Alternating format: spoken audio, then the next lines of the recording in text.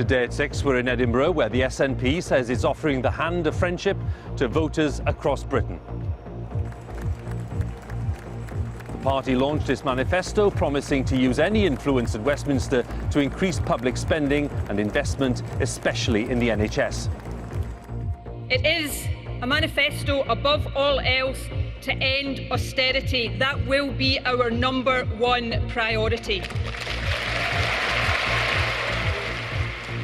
We'll be talking to voters in one part of Edinburgh, asking if they're convinced by the SNP's message.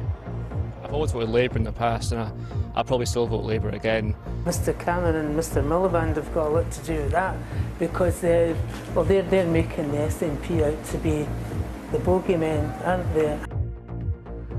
The migrant crisis in the Mediterranean, as human traffickers are blamed for the deaths of up to 700 people off the coast of Libya yesterday. 100 survivors, mostly women and children from Syria, have been rescued off the coast of Sicily in the early hours of this morning. And there's been another dramatic rescue in Greece as European Union officials meet to discuss the growing crisis. And on Reporting Scotland at 6:30. More on the launch of the SNP Manifesto and reaction to Nicola Sturgeon's speech. And as the police open a specialist unit to investigate child abuse, critics hit out the lack of official figures.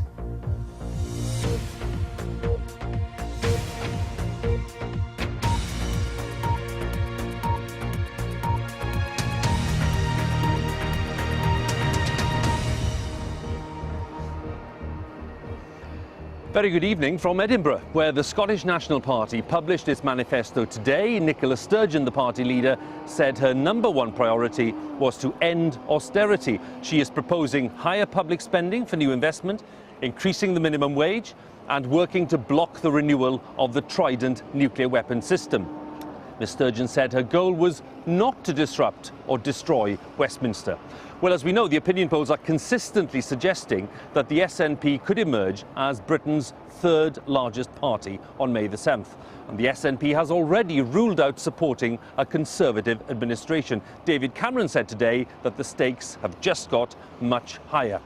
Well, first tonight, a report on the manifesto launch by our Scotland correspondent, James Cook. For nearly a century, the Scottish National Party stood on the sidelines of British politics. Not anymore. Nicola Sturgeon heads into this general election on a high. In 2010, her party won just 6 seats. They've never had more than 11. But this time, polls suggest they're on track for 50 or even more. No wonder it was a rock star welcome in this rock climbing arena. This is a manifesto to make Scotland stronger at Westminster.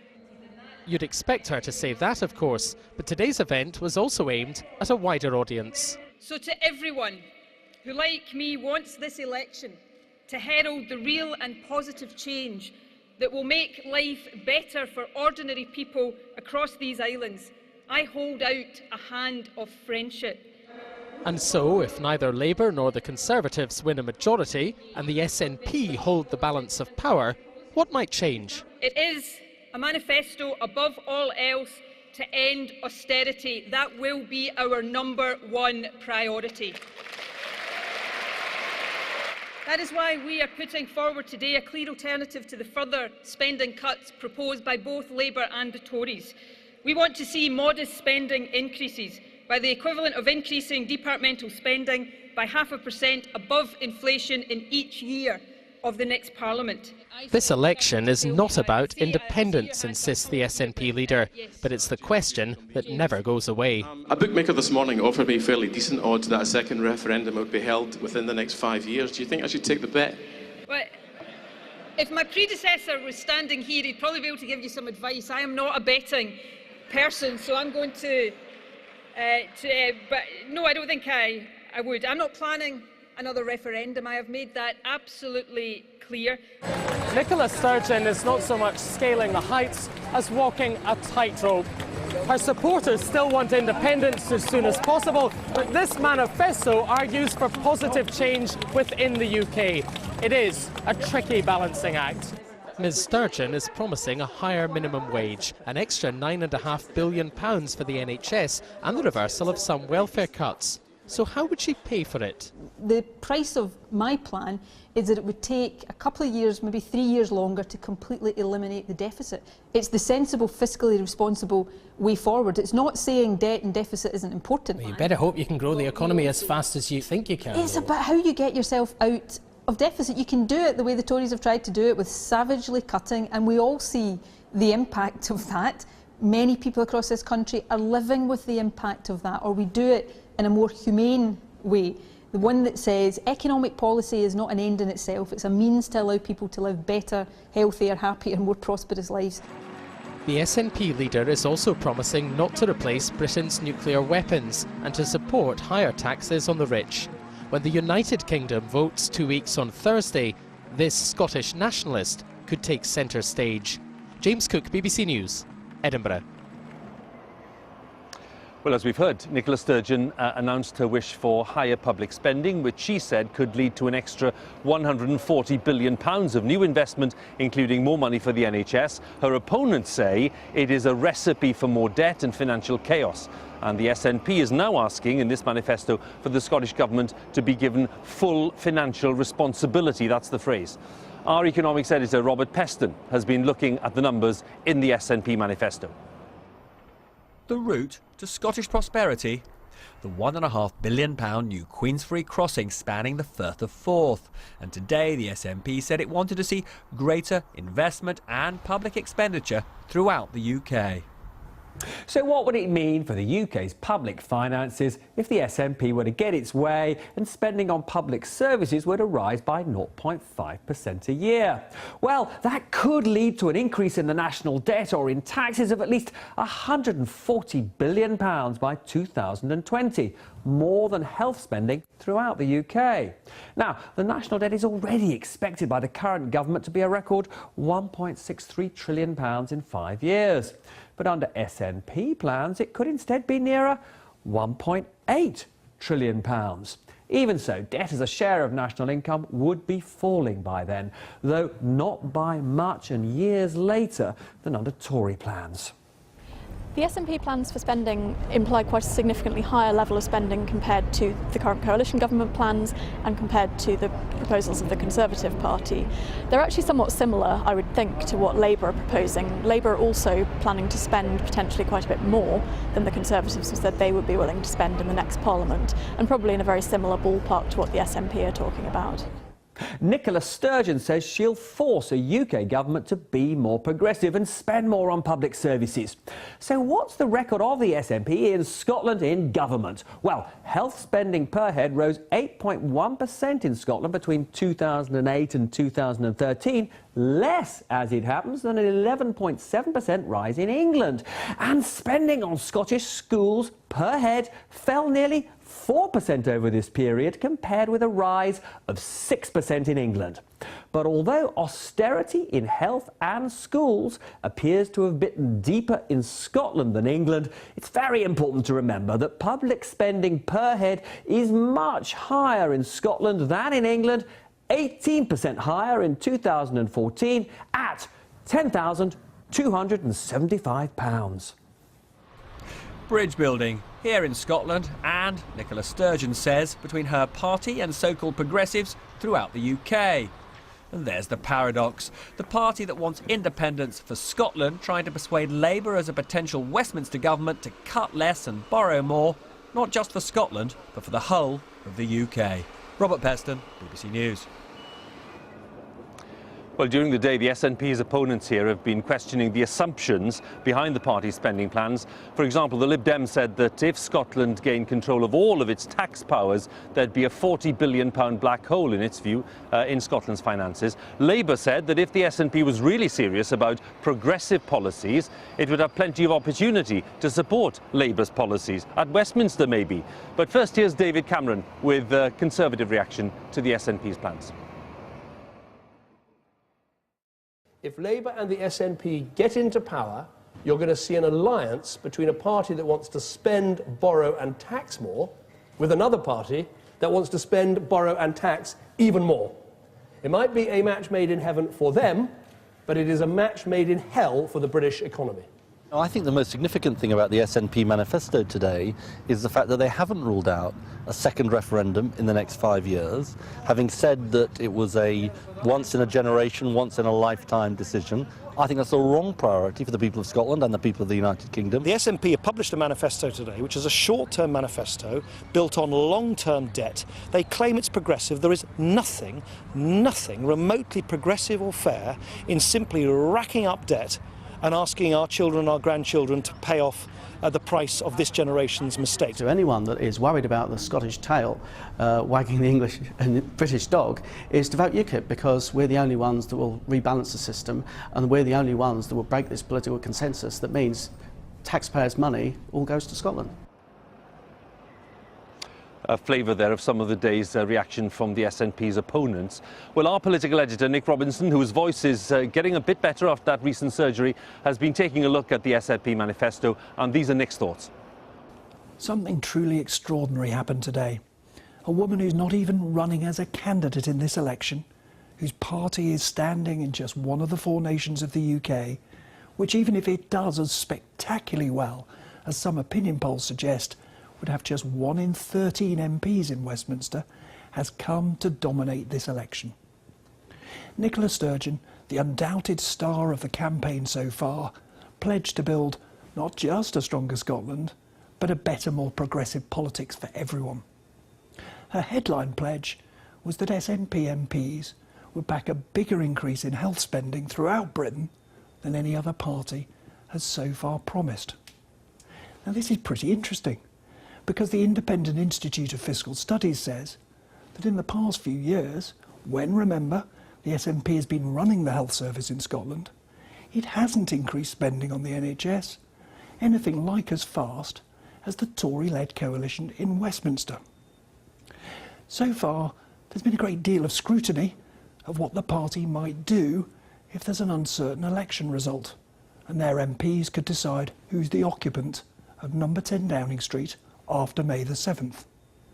There has been rather less scrutiny of their detailed policy proposals. The woman who's not even running knows that she now dominates the hopes and the fears of David Cameron and Ed Miliband. So if you love the idea of Nicola Sturgeon shaping politics throughout Britain, or loathe it, there's no doubt that the party's rise matters to you wherever you live. In other words, whether you agree with Nick or don't, you simply can't afford to ignore her. Was Nick Robinson, our political editor there, and we'll have more on the election for you here in Edinburgh. In a short while we'll have our Scotland political editor Brian Taylor joining us. But let's turn out to watching BBC News at 6. The time is just about 17 minutes past 6, and a reminder of our main stories for you. The SNP has launched its manifesto here in Edinburgh, promising to use any influence at Westminster to increase public spending and investment. A little more then on the election, because here today in Edinburgh, the SNP was launching its manifesto.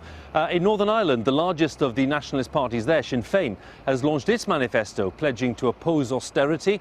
Martin McGuinness, the Deputy First Minister at Stormont, called for more tax-raising powers and the ability to set a minimum wage. Our Northern Ireland political editor, Mark Davenport, talks us through the detail of the manifesto. As the Provisional IRA's violent campaign recedes into history, Sinn Féin remains dedicated to a united Ireland, but increasingly it's portraying itself as a left-of-centre party, opposed to budget cuts on both sides of the Irish border. Gerry Adams and Martin McGuinness are campaigning on a platform of equality, not austerity. They want an extra £1.5 billion for the Northern Ireland budget to make up for the spending power they argue Stormont has lost in recent years. Following this election, Sinn Féin will be seeking an immediate negotiation with the incoming British government to secure a viable budget to deliver public services, return economic powers to promote growth, jobs and prosperity, and to protect those most in need. Sinn Féin wants Stormont to have greater control over taxation and a separate vote for Northern Ireland on European Union membership. Sinn Féin's opponents claim the party will be irrelevant because it doesn't take its Westminster seats.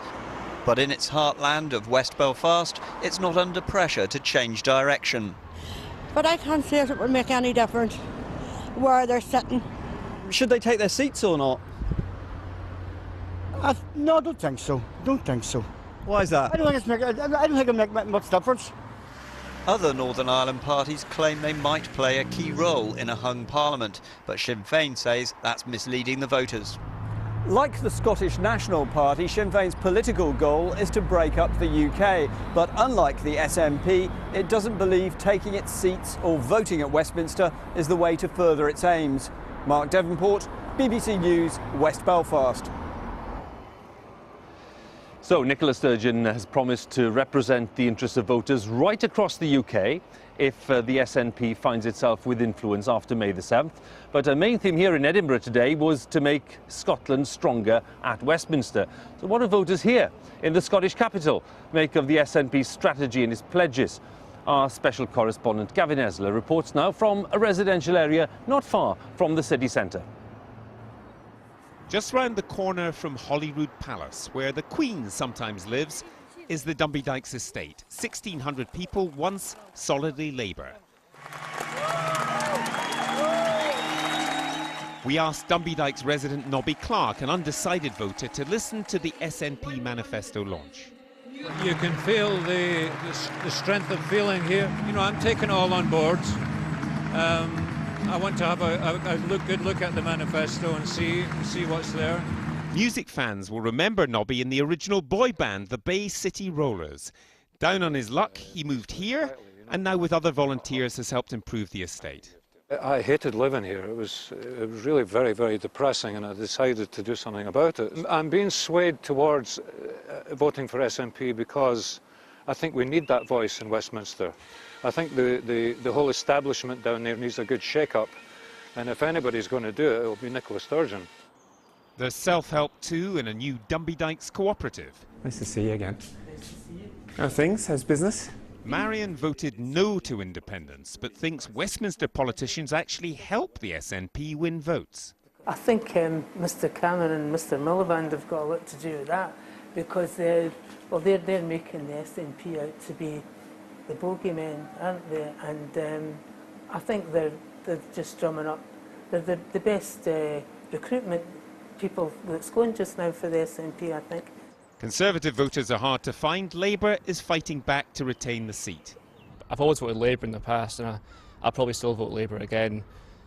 Not that I don't like a lot of the SNP's policies, but I personally don't want to see Scotland be independent. Some Scottish voters see this election as a stepping stone towards independence.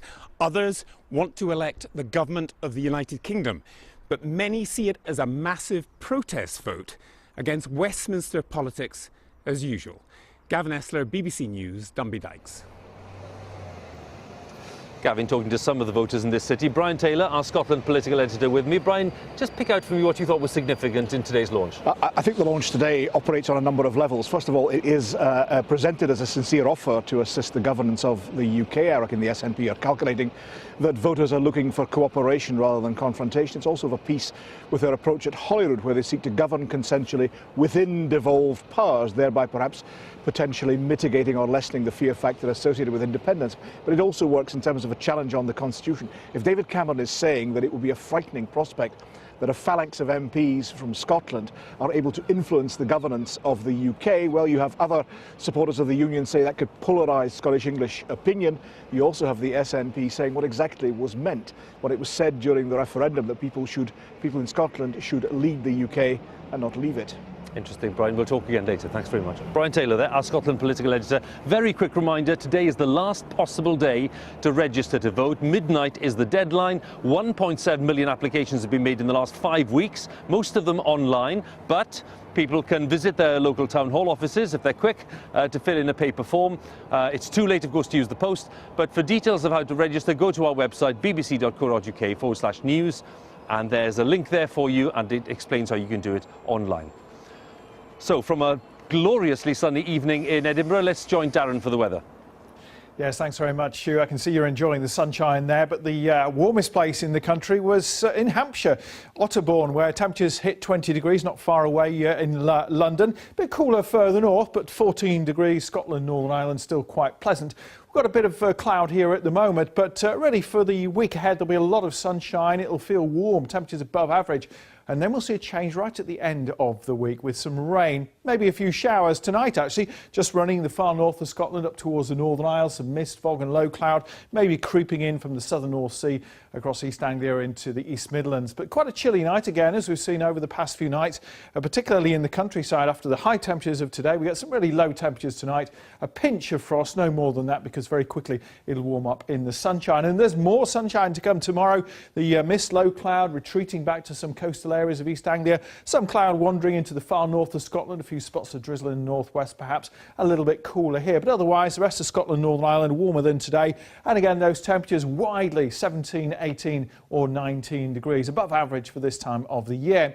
Let's look ahead into the middle part of the week. No significant changes, perhaps, unless you look at eastern Scotland, eastern England, where we've got cloud coming in from off the North Sea, so it could just peg the temperatures back a little bit, but still a pleasant day. The sunnier skies, the really higher temperatures further west and further south. But I mentioned a change at the end of the week, and the high pressure that's bringing the sunshine gets squeezed away. Pressure starts to drop from the southwest. These weather fronts stagger in towards us from the southwest. And as we look ahead into Thursday, still a lot of dry weather around. Most places will be fine. You'll notice more cloud. The temperatures will be a little bit lower, but then overnight and into Friday, we're more likely to get some showers or longer spells of rain.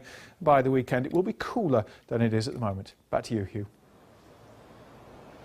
Darren, thank you very much. And that is all from BBC News at 6 here in Edinburgh on the day that the SNP launched its manifesto. It's goodbye from me. And on BBC One, we join our news teams where you are. Bye for now. Bye for now. Tonight on Reporting Scotland, voters in the rest of the UK have nothing to fear from the SNP, says Nicola Sturgeon as she launches her party's manifesto. As experts hit out at the lack of official figures on child abuse, Police Scotland opened a unit dedicated to investigate cases past and present. A leading mental health charity makes an impassioned plea for government funding as the mother of this teenage girl who took her life tells how she thinks the authorities let her daughter down. I'd phoned up, given my friend she was self-harming, and I'd phoned up the GP and I was actually told that it would be an awful long time before she could see anyone. Also on the programme, we're in the Highland capital as Inverness Cally fans plan a mass exodus to watch their team play for the first time in a Scottish Cup final after yesterday's controversial victory. And we find out why Commonwealth gold medalist Ross Murdoch is out of the water and messing about in a boat.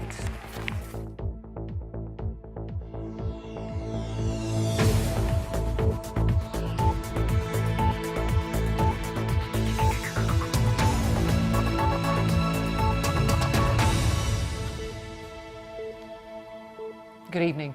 The SNP leader, Nicola Sturgeon, has launched her party's election manifesto, promising to speak up for Scotland, but also to offer a hand of friendship to voters elsewhere in the UK. Ms Sturgeon said the SNP's top priority in this UK contest would be to put an end to economic austerity. This from our political editor, Brian Taylor. The SNP campaign is infused with eager anticipation, but today's warm-up man reminded the overzealous this was serious business. We think we've delivered a package in this manifesto which not only will deliver the strongest voice for Scotland, but which will see a real end to austerity. Nicola Sturgeon entered to rock-star acclaim, but again her pitch was brisk and controlled. We will make your voice heard more loudly than it has ever been heard before at Westminster. But these are different times. The SNP could hold the Westminster balance of power. They refused to work with the Tories, but would work with Labour. The SNP say they're ready to back policies already endorsed by Labour, such as a 50p top rate of tax for those earning more than £150,000 a year, plus a mansion tax on the most expensive homes.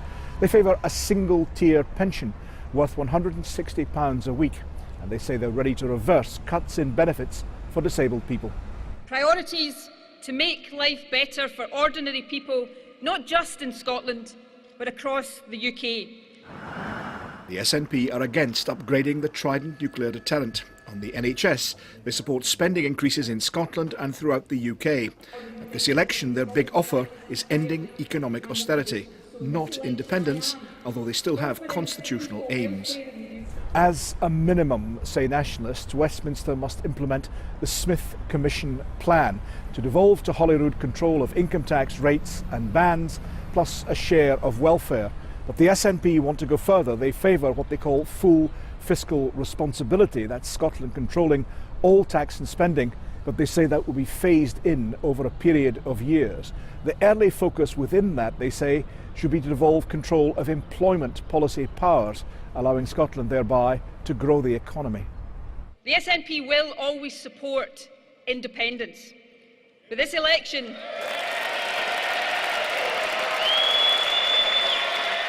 is not about independence. It is about making Scotland stronger. Well, let's go to Brian, who, of course, is in Edinburgh tonight. Brian, what's been reaction to this manifesto? Let's talk about that issue of independence and the referendum. Nicola Sturgeon is stressing once again that this is not a subject to be dealt with at this election. Indeed, she says something material would have to change before her party contemplated a second referendum. She says she's not planning that at the moment. But Jim Murphy for Labour notes that she's not ruling it out absolutely, and he says that the prospect of a second referendum, the possibility of a second referendum, is out of sync with the interests of the Scottish people and out of sync, he believes, with their wishes. From the Liberal Democrats, from Alistair Carmichael, we heard an argument that the SNP's financial programme is what he called short-term thinking, but long-term debt. He believes they would stoke up the borrowing. For the Conservatives, Murdo Fraser says that the SNP are putting forward a false prospectus. He says they are offering to grow and enhance the economy, but he and the Tories argue that the SNP's position is ultimately in favour of full fiscal autonomy, Scotland controlling tax and spending, which he believes would be calamitous for Scotland. Brian, thank you. Well, elsewhere in the election campaign, the Labour leader, Ed Miliband, has underlined his party's promise to increase the minimum wage to more than £8 an hour by 2020. The SNP said they would push for an even higher rate, while the Conservatives and Liberal Democrats haven't yet set specific wage rise targets. Here's our political correspondent, Glenn Campbell. Teaming up for charity. Leading Labour and Conservative politicians took time out from campaigning to take part in a penalty shootout. In football, as in politics, a miss is as good as a mile. And if these big parties fall short of an overall majority at Westminster, they may need support from others to run the UK government. Ed Miliband's keen to avoid that. Addressing trade unionists in Ayr, he said a majority Labour government would be best for working people.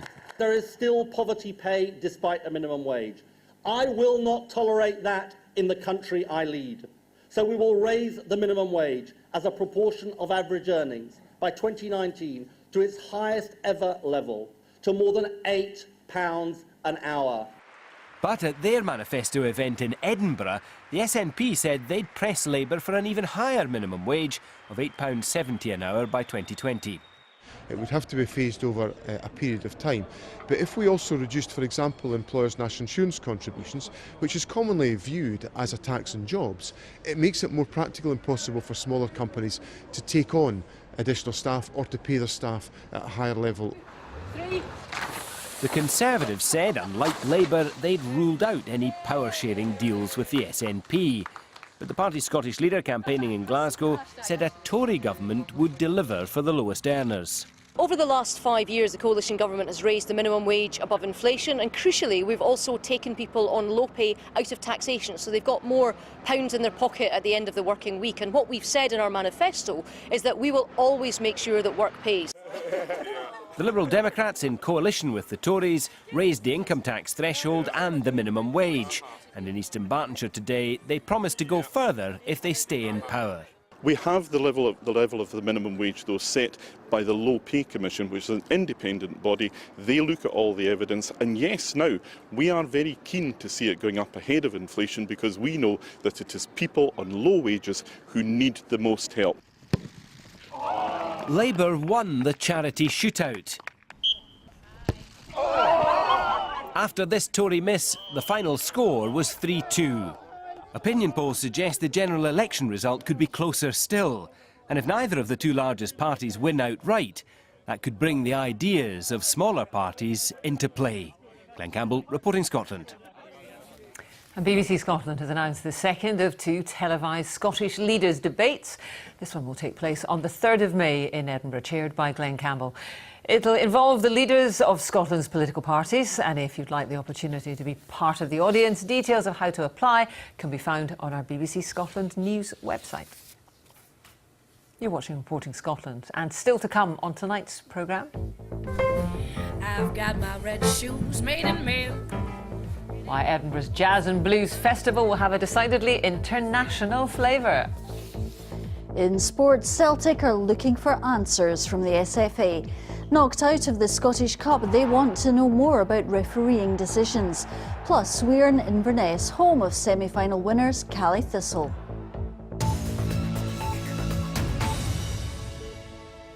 How serious a problem is child abuse in Scotland? Well, according to an investigation by BBC Scotland, no one knows. Experts have criticised the lack of official figures as Police Scotland opened its dedicated unit to investigate current and historic cases. Our Home Affairs correspondent Rival Alderson reports. Officers in this newly created unit will help with what police acknowledge is the complex problem of child abuse and neglect across Scotland. It'll provide expertise to allow local teams robustly to investigate cases, including child sexual exploitation and online abuse. But how serious is this problem? In a series of Freedom of Information requests, BBC Scotland asked the National Force how many cases, concerns and complaints of child exploitation, including sexual exploitation, were recorded in the past 4 years. In its response, Police Scotland said it didn't hold the figures. In a statement it said, "Child exploitation covers a broad range of criminal activity and doesn't correlate to a specific offence, but rather can involve a range of differing offences. The level of data you've requested is not held on a single system." That response shocked the Children's Commissioner. I welcome the announcement today of the setting up of the unit. However, I'm disturbed that we don't yet collect police figures on children who are subject of child sexual exploitation. And the reason that this is so important is because unless we know the scale and the scope of the problem with which we're trying to deal with, then we won't have an appropriate or proportionate response. More than 1,400 children were abused in Rotherham in South Yorkshire. Police in England now highlight such offences in their records. Senior police say that's not easy to do here, even though last year Glasgow City Council said 97 children there were victims or at risk of sexual exploitation. The very nature of child abuse is designed to discourage victims from coming forward and reporting it, so we'll never know what the exact nature is. Our priority needs to be on focusing on identifying as many victims of child abuse as we can, and on identifying those perpetrators who have the intent to commit these devastating crimes. In the wake of scandals such as the systematic abuse carried out at Fort Augustus Catholic Boarding School, the Scottish Government said it would hold an inquiry into historic child sex abuse. It expects to announce details shortly. Rival Alderson, reporting Scotland. Tonight we have a special election debate with all four of the main parties. We'll be talking about foreign affairs, defence, you can bet Trident will come up, the European Union, and is there anything Scotland could be doing to help migrants stranded at sea? That's at 10:30 on BBC Two tonight.